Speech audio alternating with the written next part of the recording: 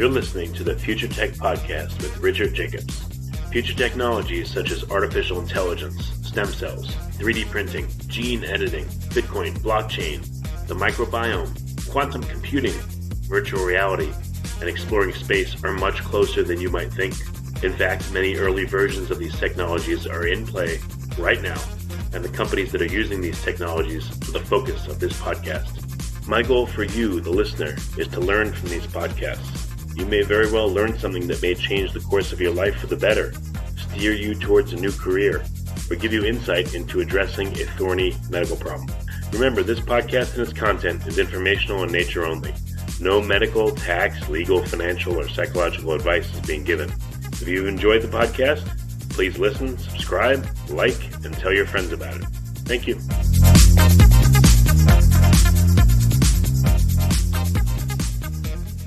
Hello, this is Richard Jacobs for the Future Tech and Future Tech Health podcast.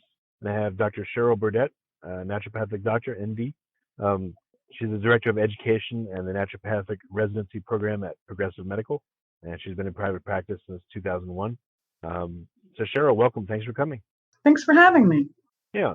So tell me, what area of medicine is your focus, or are you more? I know you're into integrated medicine and nutrition biochemistry, but is there a particular type of person that you help, or do you help people with all kinds of conditions? Yeah, so I think the nature of being in Georgia, where there's not a lot of integrated medicine, means that you tend to see a little bit of everything. However, I would say that my focus, while not in a particular condition area, would probably be, like you said, in nutritional biochemistry and particularly functional medicine and laboratory testing. I've worked in the lab industry for a couple decades and am co-founder of Dunwoody Labs, and which is a functional laboratory. So I've looked at lots of testing data over the years and really looking for those patterns that help to understand conditions that maybe have been missed or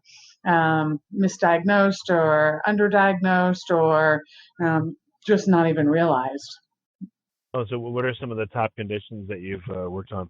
Yeah, so I'm going to back it up for a second and start with more of a symptom presentation. So very common to see people that, for example, just have their quality of life robbed from them because they're experiencing some level of fatigue, just not quite feeling like themselves, all the way to being so debilitated they can't get out of bed anymore. However, fatigue could literally be thousands of different things. And so by being able to jump in with some laboratory testing and especially looking at it more from a functional medicine angle really helps to understand why someone's having a particular fatigue or fatigue type, and that really ends up being the answer for overall resolution. However, outside of that, do a lot of work in terms of chronic infection, Lyme, mold disease, hormones, looking at thyroid appropriately, adrenals, reproductive hormones. Those are probably some of my big areas of interest. So, going back to fatigue, what does your approach look like? Like, what kind of blood work do you get done, and what kind of testing? And there are different main types of things that cause fatigue. Yeah. So I started a lab. So I obviously, in general, think the laboratory testing is important. However, nothing comes before the patient themselves. And so even with good laboratory diagnostics, I would still say that 95% of your information comes from a good, solid history. So the first thing that patients want to look for and should be experiencing should be someone who's doing a thorough history. And that should really, especially with a chronic condition, be more in that 30, 45 minute, even an hour range to really understand what they've experienced and where they're at already, because some of those common questions can really help to then determine the next step of what testing would be most appropriate. So, for example, if someone tells me they have fatigue, but yet their fatigue is better with exercise, or their fatigue is worse with exercise. So we see both those patterns. Some people get a burst of energy when they do a bit of exercise, and some people don't. They just feel worse from that. That puts me in two different directions. The better from exercise tends to be someone who's having some level of thyroid dysfunction, because exercise actually takes one of our less active thyroid hormones and converts it into a more active thyroid hormone, meaning that that person feels better. The person that feels worse with more exercise, that points me in a different direction in terms of testing. Now I'm thinking about their adrenals. And adrenals are little glands that sit on top of the kidneys. They make adrenaline. They make our get up and go hormones that make us feel good. But if adrenals are exhausted, if we've just been under stress for too long, they don't respond to stress appropriately. And exercise is actually a form of stress on the body, a good form of stress. But what should happen is adrenals should kick in, make some adrenaline to deal with that, make some epinephrine, that runner's high, and so people should feel good from that. If they don't, it's often indicative of adrenal fatigue. Another pattern is I went from feeling great to all of a sudden one day, now I feel lousy. That tends to put me in a different direction, infectious disease, because if someone's overall been healthy and then that pattern just changes overnight, that tends to be less a slow wear and tear on the body and something more acute that happened. And that usually points you in the direction of some type of infection, which makes you think Lyme disease, viral infection, or maybe even something happening in the gut, like a bacterial dysbiosis. So you do an initial, long questionnaire. You probably do a long first visit, but then what's the follow-up look like? I mean, with traditional medicine, it's like, here, go take a pill and have a nice life, and if you're dying, come back. But I mean, like, how do you do it differently? Yeah. So collect a lot of information from the patient. Like you said, a good thorough, have them fill out a good thorough assessment. Ours is about 15 pages because we really want to get to know our patients at Progressive Medical. Then from there, they come in for a first visit that's typically an hour and a half. We go through that. We do a complete physical exam. We look at any previous lab work that they've had done, decide if things need to be repeated or not. And then, sadly, the way it is in our country is that the insult to injury is that getting sick is also expensive. So we also spend some time diving in terms of what insurance will cover, what would have to be cash. So they have a good, thorough understanding not only of the clinical side of it, but even also the financial side, so they can make a decision that's appropriate for them. Then we actually don't begin treatment that very first day. We wait a couple days for some of the preliminary lab work to come back.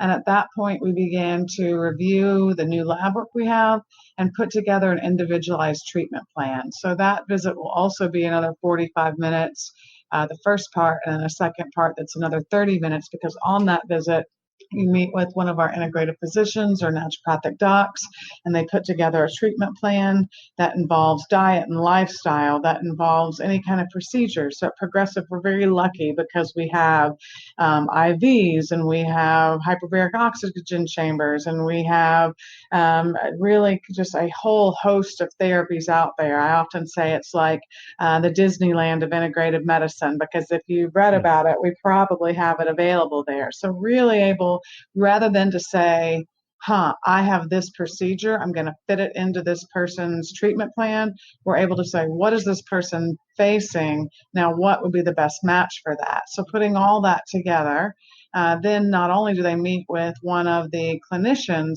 but they're also going to spend another 30 minutes to 45 minutes with a dietitian. And we do that for the first sequence of 3 to 5 visits, because one of the most important things to getting well is understanding what you're eating, and that's not going to happen in one visit. So we course people through a detox diet, and then we look at their personal food sensitivities and allergies. When we get that information, we move them over to that style of diet. And then we continue to work with them, helping them to understand what are best food choices, not only based on the research, but based on their individual blood work.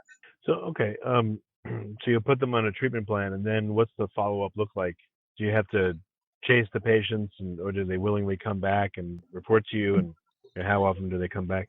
Here and there, you see people that don't come back because they feel better, and so they're up and at 'em and onward. But we even when people have a strong turnaround, even with the first visit, we encourage people to come back, because that's when we can really dig in to explain why you need to continue a certain diet and certain exercise. So in general, we have people do a program of 5 visits over their first year. And this is so we can really get the diet and lifestyle counseling in there that we need to maintain a health and wellness. More typically, people will have a nice burst of improvement. But, when somebody's been chronically ill, to say you're going to go to 1 visit and have 100% improvement is unrealistic. So taking what they've built upon, understanding that someone's feeling better, and then saying, okay, how can we fine tune and tweak? Which things do we need to finish out now? What's our next piece of the puzzle? Because unlike standard of care leads us to believe, generally, there's not one reason for a condition. It is not one pill per ill kind of situation. The way I like to describe it is that there's typically, I would think of it more like a pie diagram, and there are pieces of that pie. And so in terms of the pieces of that pie, for most of us, it will be a number of different factors. It will be things like nutritional deficiencies, toxic body burden, too many free radicals, too much inflammation, too much mental emotional stress. But there will always be some of those pieces of that pie that are bigger for you and smaller for you as a patient. So then understanding, okay, the way you present is a lot of inflammation that looks to be an infection. Let's work on dealing with that infection, get some of that infectious load under control. Now we go, all right, we know that contributed to certain deficiencies, and now move to that part of the treatment where we're filling in deficiencies, et cetera, and so on. So really what we understand is that chronic conditions are multifactorial. However, it's impossible to do everything at once most of the time. So breaking that down into the pieces of the pie that are most relevant for that patient, and then coursing them through steps that involve gut work and detox and nutritional building, learning techniques around mental emotional stress, really takes more than a single visit, and it takes treatment plans at various times that address different levels of that. So if someone's had a condition for, 6 months, what's your ballpark guess on how long it takes to fix versus someone that has a condition for 10 years? Yeah. So that's a great question, and it's something that people definitely need to understand. And I could certainly be accused of in the past being overly optimistic. Like as a practitioner, we want people to get well as soon as possible. And so, I would have a temptation to want to say, 3 to 6 months and kind of deliver the best case scenario situation. But I think we have to be realistic for this. And so I think in general, and there's no absolute here, and some people respond more quickly and some people take longer. But I think for every year you've been seriously chronically ill, you're probably looking at a good 3 months to kind of rebuild from there. So you can't expect to have a body and tissue and organs that have been under extreme stress and inflammation for a decade, and all that to reverse in 3 months. When we think about this as patients, what we need to think about is you're rebuilding, you are changing the memory of your immune system. You're changing what's happening on a cellular level. And just like we don't get to go to the gym once and have beautiful biceps, you don't get to change the environment of your cell for a day or two and change how it's functioning. So what we've got to realize is that it can take time. Most people will feel improvement fairly immediately, but to have ongoing continued improvement and to close that gap to be to 100% optimal or even 95% optimal, probably realistically, you're thinking about 3 months for every year you've been chronically ill. Not till you feel better, but to get up into that A+ range. But a lot of patients that have been chronically ill are thinking, well, I've been at an F- range for long enough, so I would love to just be at a C+ or a B-, and that can be achievable more quickly. So, what does it look like then? 3 months for every year, but what does it look like over the first month, the second month, the third month? Is it like a straight line? Is it just all over the place? Mm-hmm. Nothing happens for a while? I mean, and I know every case is different. I'm just asking for generality. No, I think in general, when people are more more chronically ill, they're more likely to feel something a bit more quickly. And so I would say by the time people come back for their second or third visit, they've already had a 50 or a 60% improvement. And then from there, you're generally having somebody come in every 3 months, assessing where there was improvement and maintaining that part of their treatment, and then the things that they weren't seeing improvement on, tweaking that protocol. But this is an important point to patients. Don't think just because you've worked with a practitioner once and they tried something for your fatigue, and maybe your fatigue gets a little better, but not a lot better. Don't think that doesn't mean that they don't have something else to help you. And in fact, the fact that you didn't respond to that first treatment might be one of their biggest aha moments they could have, because now they've ruled that out as a reason. And so every time you go back for fine tuning, you're honing in on what's that next most likely reason for that fatigue or whatever symptom to be going on. So you mentioned IV and hyperbaric oxygen. What are some of the treatments that you have there in the office, and what conditions do they line up to? Yeah. So we do chelation, we do high-dose vitamin IVs, like high-dose vitamin C. We do oxygen therapies. We do silver as an antimicrobial. We do a lot of things not only through the IV route, but what's called nebulized, where you breathe things in, as you could probably imagine, or as listeners Matt would imagine. That can be really helpful for conditions of the lung, but it's also a route that absorbs nutrients pretty well. So if somebody has a damaged gut, it's another way that we can seek improvement. We have, for example, hyperbaric oxygen chambers. And one of the things that we know is that when you perfuse the tissue with oxygen, cancer doesn't like that. Infections don't like that. But our own cells really thrive with that. The part called the mitochondria, the powerhouse of the cell, that's important for rebuilding. So we can use that for fatigue that's resulting from infection, but also fatigue that's resulting from poor cellular health, like decreased mitochondrial function. We have a combination of chiropractors on staff, acupuncture on staff for pain management and physical medicine approaches. We do really just a wide gamut. We have different, we do colonics, allowing us to have some rectal delivery of different medications and supplementation. So a really thorough, different laser treatments, a really thorough setup in terms of patient care. Saunas. So how do you decide, I'll ask a different question. What are some of the common modalities? What are some of the more unusual ones that patients are surprised they can use? And, maybe talk a little bit about those, the more unusual ones that you found to be effective. Yeah, I think that often the chronically ill patient responds very well to nutritional IVs. And I think what's surprising to them is that that's not something they have to do forever. Many people might think, oh, well, if I do a vitamin IV, I'm just going to have to continue doing it that way in order to have ongoing improvement. And that's not actually what you see. We'll often do a package of IVs, maybe 5 to 10. And what happens is you flood the body with higher dose of nutrients. Even those sick cells get better at what they're supposed to do.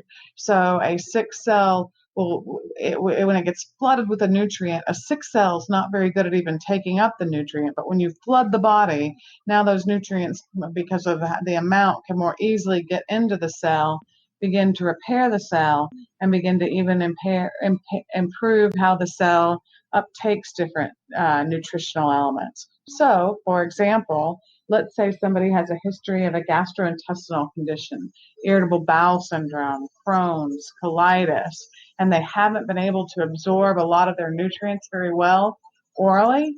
5 IVs of high-dose vitamin will still get delivered to the GI cells, and now even the GI cells, even the gut cells are healthier, which means they're better able to absorb more nutrients. So what we find is that unlike maybe a anti-inflammatory shot like cortisol, which you need more and more, cortisone, which you need more and more and more of over time, vitamin therapies tend to be the opposite, needing less and less because they allow for tissue repair and healing. Okay, interesting. What about the hyperbaric oxygen? You said it's helpful for people with cancer, any type of cancer, certain types. I mean, what other conditions? Yeah, yes, cancer is one that really dislikes an environment of high oxygen. Other conditions are fatigue because it helps the mitochondria to make more of what's called ATP, energy, the powerhouse of the cell, if you think back to 9th grade cell biology. Autism tends to be favorable with hyperbaric oxygen. Also just cognitive decline in general, because just more oxygen to the brain can be quite useful as well. Some of the first work with hyperbaric oxygen was with stroke recovery for obvious reasons. In a stroke, what happens is an area of the body, the brain, gets blocked and creates an ischemic event, or an event where there's no oxygen. That's what does the damage and causes symptoms. So the more you can perfuse oxygen into that tissue, the less damage that will be done and the faster recovery you can expect to see. Okay. And what is chelation, and what is silver therapy? What are some of the other ones? Yeah, so chelation is commonly done to remove heavy metals. And so heavy metals are things like mercury and lead and cadmium. And many people might think, well, I don't live in an old house, so I really wouldn't have exposure to things like that. Unfortunately, if you live on this planet, you probably have exposure. It's just we've contaminated our water and our fish and our air. And so many people will be exposed to those things more so than they think. And it's postulated, and Dr. Joe Pizzerno, who was a professor of mine and has a number of New York Times bestsellers, does a lot of lecturing. He talks about how the onset of cardiovascular disease in the 50s is not necessarily because at age 50 or more at risk. He talks about because that's the time where you've accumulated enough toxic body burden that it starts to affect things like your arteries and your blood pressure. And so you do see some work, particularly the TACT trial. That's one that was done by the government, the National Institute of Health, that showed with chelation there was positive cardiovascular benefit from that. So removing heavy metals, it can be very useful in autoimmune conditions because they spike and they really irritate the immune system. It can be a reason for overactive immune function. Heavy metals also can play a role in terms of more neurologic conditions because they like to store in fatty tissue, and the brain is 80% fat, so big player there. And then also heavy metals can be a big player for cardiovascular disease as well. But again, regardless of your condition, a piece of your puzzle, a piece of your pie could be some level of heavy metal toxicity. For one person, it could be 10% of what's going on, and for another person, it might be 90% of what's going on. And so that's where that laboratory assessment, looking at those levels of heavy metals, can be quite useful. So when people come in, do you have them do like a gigantic battery of tests, or for blood work at first, or do you look at only certain things? We use the history to direct that. And yes, we tend to do a more thorough workup because most of our patients are more chronic, and so we really need those diagnostics to fast track what's going on in them. And some of the things that we'll do routinely is to, one, look at your body's reaction to foods. So many people think, well, I'm not allergic to any foods I eat. I don't itch when I eat a food, or I don't have gas or bloating when I eat a food. But that's only one way that the immune system reacts to foods. We look at 5 different ways that the immune system could be reacting to foods. And so those other ways might not be causing gas or bloating or cramping, but they could be contributing to depression or joint pain or autoimmunity.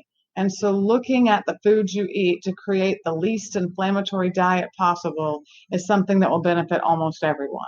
From there, we tend to look at measures of toxicity, like levels of free radicals, looking at your oxidative stress, and looking at things like I mentioned, like heavy metals. We do a nice nutritional workup on patients, looking at their B12 levels and magnesium levels and vitamin D and some of the key nutrients, so that we know that we have a good, strong nutritional foundation. And then we will look at hormones, so looking at thyroid, reproductive hormones, and your adrenal levels, because all of those are critical for really building up the person. Whether or not you're treating Lyme disease or hot flashes, if those things aren't in check, then the system won't be strong enough to either prevent a reoccurrence or to keep symptoms away more naturally. Well, what about when you say look at people's food? Do you have them do like a food log over time? Like, how do you address the food part of it? Yeah, so we take a detailed dietary history as we get started with the patient, and then not only a detailed diet history, but that the first time when they come in, we begin to work with them with a detox diet, taking out common problem areas of the diet like wheat and dairy and too much caffeine, too much alcohol, and really just a nice clean diet. Then from there, we measure their blood, and so we look at 5 ways the immune system can react to food. So then once they get done with the detox diet, their next phase of diet intervention is to say, okay, now what is your body reacting to? Let's take those foods out. Continuing to do a diet of that style, and then folding in any other nuances. Like first start with the individual, but then maybe we know you have diabetes, and there's fabulous research with the Mediterranean diet and diabetes. Or maybe we know that you had a occurrence of cancer, you're in remission right now. Well, we know ketogenic diet can be very favorable there. So taking what we know from the research and marrying that with what we know from the individual and putting that together so that you can have the most specific dietary approach possible.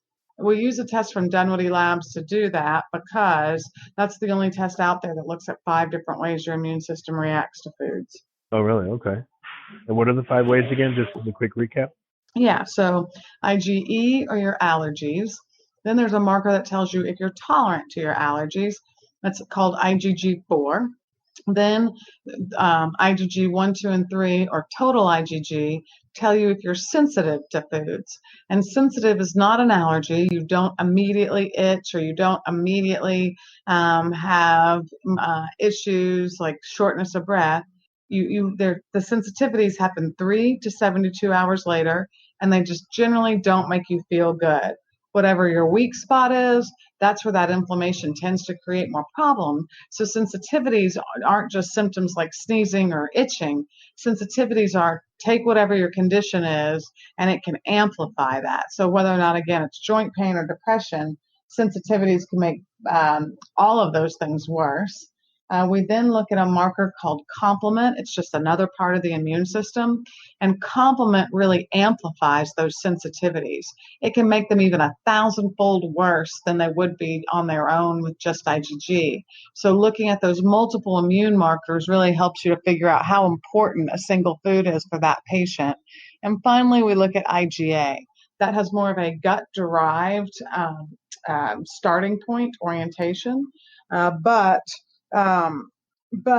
it can create some systemic inflammation as well. So what we know is that IgE, or allergy testing, only captures 50% of the population that's having a reaction to food. So by looking at these other immune markers, we can really complete that story. Okay,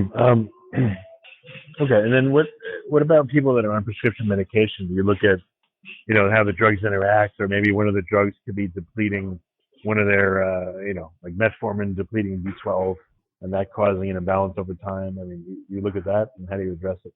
Oh, yeah, absolutely. And that's a great example because, yes, metformin does deplete a number of B vitamins. B12 is one, B6 is another. And so here is kind of some of the limitations with just a standard of care approach. For example, metformin lowers B vitamins, it lowers B6, but when B6 gets low, it causes your body to make this compound called xanthuric acid, xanthurenate. That compound blocks insulin from being able to bind to a receptor, perpetuating more insulin resistance. So here you are taking a drug to lower blood sugar to improve insulin resistance. It causes a B6 deficiency that creates an insulin dependence for another reason.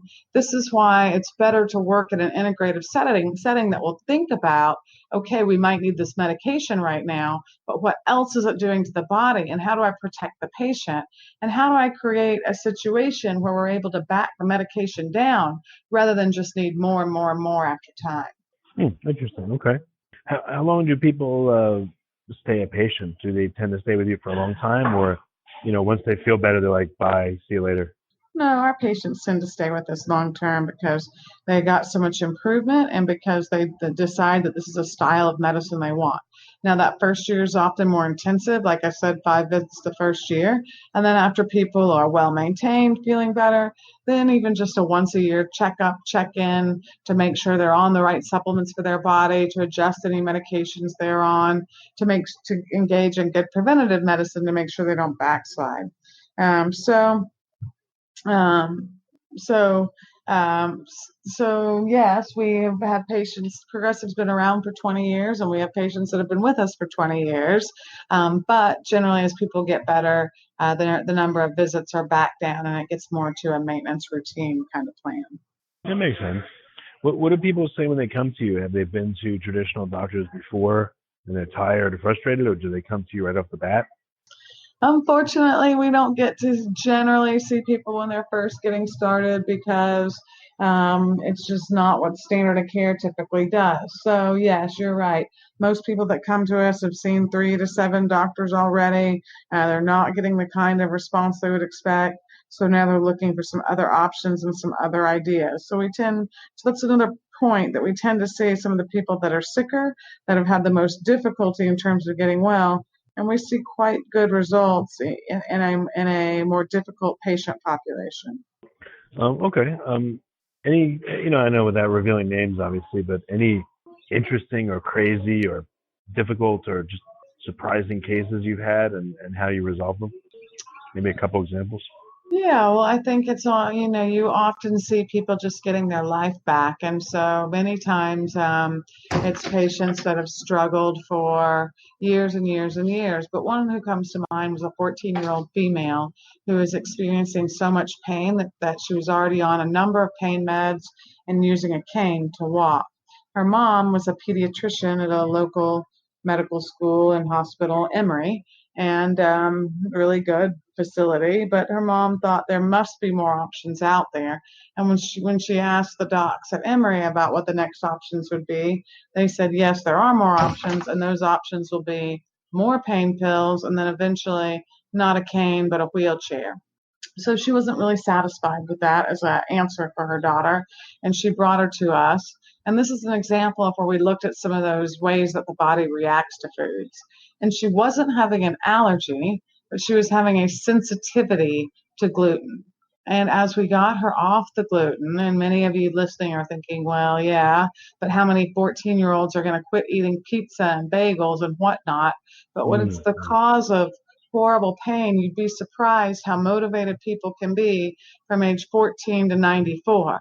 So I never like to count somebody out. I think it's often just a matter of education for people to make some of these lifestyle changes. And so as she got off of gluten, she began to feel much better. And I now say she walks around like a normal teenager, which is rather than with a cane, with both hands on the cell phone, texting as she goes. So always nice to see something like that.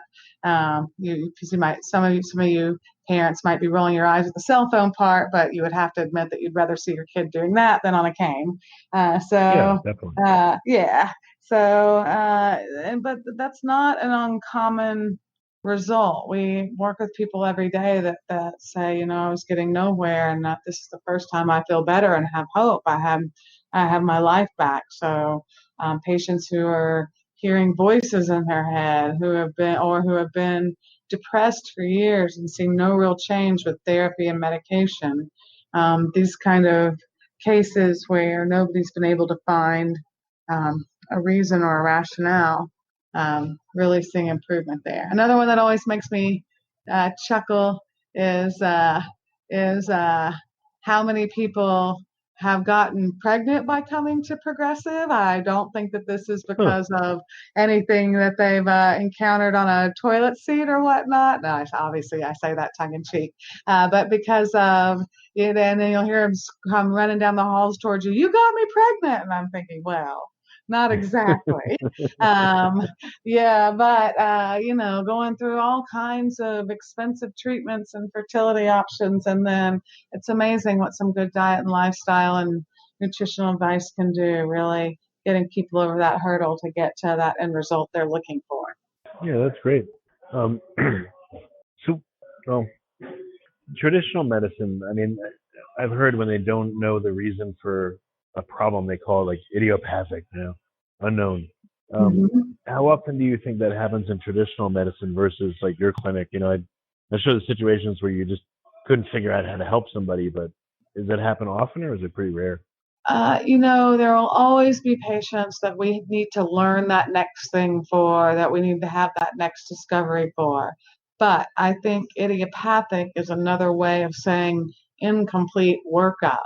So a good example of this is something called irritable bowel syndrome is referred to as idiopathic. We don't know why it happens. Yet the research says that 86% of patients with irritable bowel syndrome have a particular bacteria that control groups or normals don't have.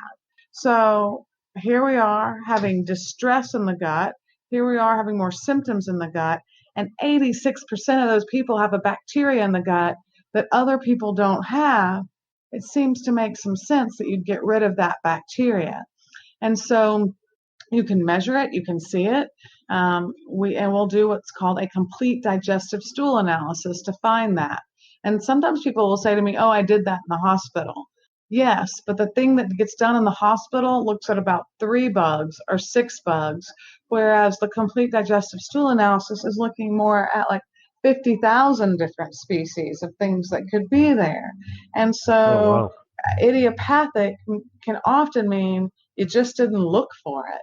Another big deal is that test will look for parasites. And what will often be said is, I can't tell you how many times I've seen someone who gets a diagnosis of irritable bowel syndrome, and when you dig into the history, you find out they had food poisoning right before that. They had a trip to Haiti for missionary work right before that. And then you say, well, did anybody look for a parasite? And they'll go, yeah, they did that in the hospital. Well, that looks for about 3, just a handful of parasites, because they say you can't get parasites in the U.S. Well, look at where that apple you're eating came from, or that tomato you came from. Food travels, pet travel, people travel. This idea that we don't have parasites here is a very dated idea. And sure, you'll never have a parasite if you don't look for one, but that's a good example of what I would call idiopathic. It just means people didn't continue to look and figure out what the root cause was. So is it pretty rare that you can't help someone, or at least make them, from an F to a C, let's say, if not an A+? Yeah, so I think you can expect to make that jump from, and I'll even go ahead and give you a C+, from an F to a C+ within a visit or two. And then from there, we are moving you up to that B+, getting you to that A level over the next year. And then that's the thing. You got to continue to do some work to continue to stay well. If you go right back to your bad habits and right back to poor diet and lifestyle, you can expect those symptoms to creep back again. Unfortunately, sometimes even with maintaining, things can happen. A big period of stress some food poisoning, a big cold or flu that starts inflammation again. So that's another important reason to come in, even when well, because we can train patients what to do at the first sign of seeing a flare of their symptoms return. And the first thing to do is not sit and wait for it to get horrible. There are many things that we can coach people to do right at the beginning so they can go back to remission. Well, you mentioned food poisoning a few times. What are some general things that people can do to improve their diet and lifestyle, regardless of what's going on with them, or if they're just feeling a little Yeah. not medical advice, but just general advice. What would help? Yeah. So the thing about food poisoning is that many people are under the belief that that's a 4, 6-hour, 12-hour deal. And the reality is that can make the gut more leaky or permeable for even the next 6 to 9 months. So there's a condition called small intestinal bacterial overgrowth that makes people bloat, makes them fatigued, makes it hurt when you eat lots of foods. And this is another one where people will say, well, we don't really know what causes it. Well, as much as 80% of the time, the onset of that condition can be food poisoning. However, it doesn't show up till 4 or 6 months later. And so this is why people don't associate it. So even small things, or what are presumably small, something like a food poisoning, it's important to recognize that that was an infection, and we need to do things to make sure that that infection is completely eradicated, because sometimes just because you're not symptomatic doesn't mean there aren't still low levels growing there. And so in that case, something like that with a food poisoning, I would be thinking about doing lots of antimicrobials. So if you're going to your pantry, that means taking big heads of garlic and maybe cutting off the top and roasting it and eating, 3 to 4 cloves of garlic, even for the next week or two, using lots of oregano and rosemary and thyme, because those are excellent antimicrobials that will kill bacteria, but also even viruses as well.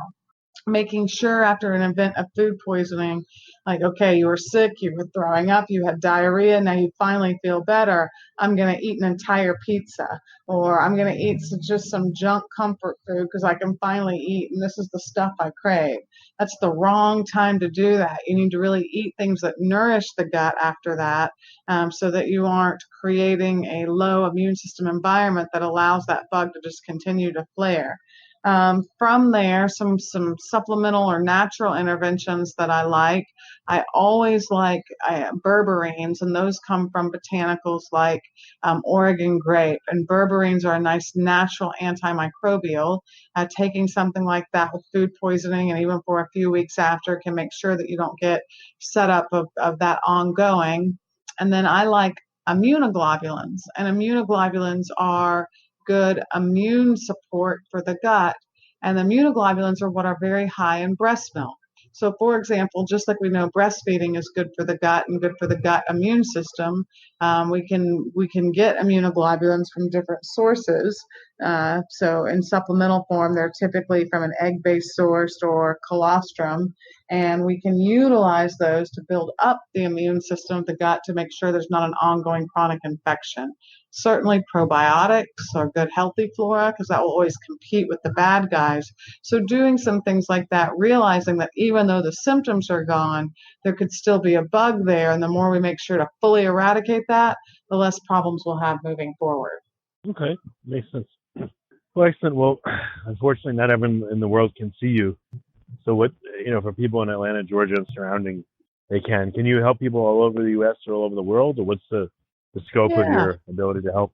Yeah, so at Progressive Medical, we have about 25, 30 clinicians all practicing under one roof, and all different styles of practitioners, but we all work together as a team. So coming to Atlanta, we have patients that drive in and fly in, but we also do some telemedicine or virtual consults as well. So yes, we have a lot of options for helping people. And in addition to getting you started, we have a large network of friendly doctors around the country and around the world. So we might get you off to a good start, and then say, you know what, there's some things you need more locally, and make some suggestions of how to proceed from there.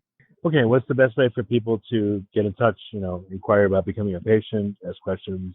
progressivemedicalcenter.org, or if you want to just email us directly, scheduling@progressivemedical.com. And then progressivemedical.com is the website that will have a link for scheduling, or even just if you're not sure if you want to schedule yet, info@progressivemedical.com.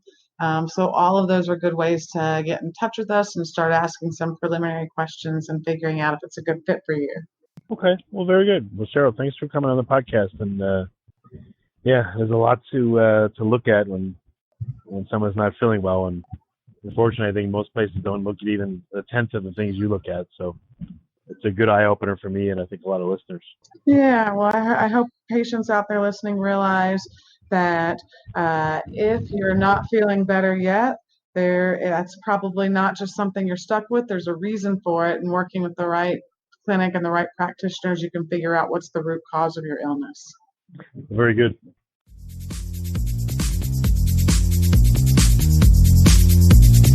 You're listening to the Future Tech Podcast with Richard Jacobs. Future technologies such as artificial intelligence, stem cells, 3D printing, gene editing, Bitcoin, blockchain, the microbiome, quantum computing, virtual reality, and exploring space are much closer than you might think.